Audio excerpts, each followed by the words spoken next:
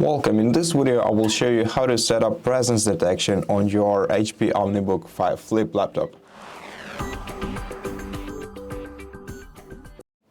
First, we're gonna have to open MyHP application. It's a pre-installed app on your laptop.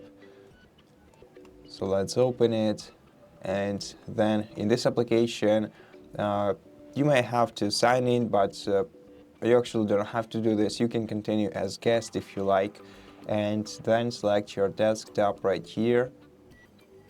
Then go to Presence Settings Sensing tile.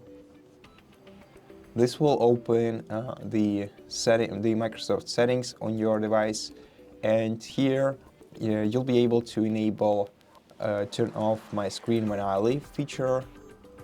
So here you can select the distance. Here you can select the amount of time that have to pass for your screen to turn off, and here is the checkbox for turning off for toggling turning off your screen when you leave with an external display is connected to your laptop.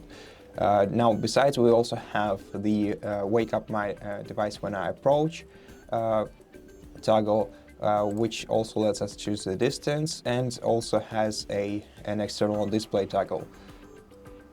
And we also have an option to dim the screen when we walk away, and here we only have the toggle for external display.